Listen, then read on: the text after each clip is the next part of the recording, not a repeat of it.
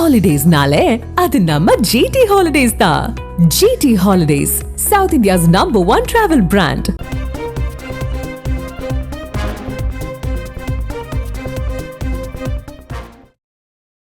அண்மைச் செய்தி.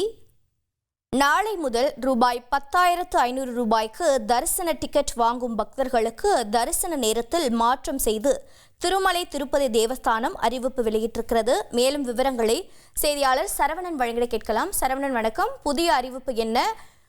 கடந்த முறை என்ன நேரத்தில் தரிசனம் மேற்கொள்வார்கள்? இப்பொழுது என்ன மாற்றம் ஏற்பட்டிருக்கிறது? விவரிங்க. திருப்பதி ஏழுமலையான் கோவிலுக்கு வரும் பக்தர்களுக்கு ஸ்ரீவாணி அறக்கட்டளைக்கு 10,000 ரூபாய் நன்கொடையாக அளிக்கப்பட்டால் அவர்களுக்கு 500 ரூபாய் சிறப்பு தரிசனம் என்பது வழங்கப்பட்டு வருகிறது.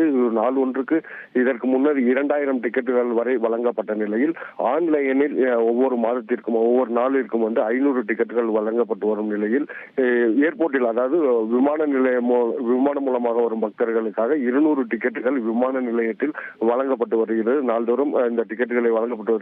அது மட்டும் இல்லாமல் 800 டிக்கெட்டுகள் திருமலையில் நேரடியாக வழங்கப்பட்டு வருகிறது. இந்த டிக்கெட்டுகளை பெற்ற பக்தர்கள் மறுநாள் இந்த டிக்கெட்டுகளை பெற முதல் நாள் காலையிலேயே வரிசையில் காத்திருந்து இந்த சுவாமி தரிசன டிக்கெட்டுகளை பெற வேண்டும். இவர்கள் தரிசனம் மறுநாள் காலை அதிகாலை இருக்கும் என தரிசனம் செய்து வந்த நிலையில் இந்த பக்தர்கள் 10,000 ரூபாய் தரிசனம் கட்டும் பக்தர்கள் 2 நாட்கள் திருமலையில் தங்க வேண்டிய சூழ்நிலை ஏற்பட்டுள்ளதால் இதற்கு மாற்றம் செய்வதற்காக முதல் நாளே, அதாவது காலை 10 மணிக்கு டிக்கெட்டுகள் வழங்கப்படும்.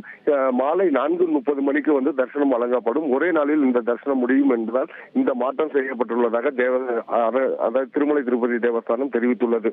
இந்த நடைமுறையானது நாளை, அதாவது ஆகஸ்ட் 1ஆம் தேதி நாளை முதல் நடைமுறைக்கு வர உள்ளது. Holidays-nale, அது நம்ம GT Holidays தான். GT Holidays, South India's #1 travel brand.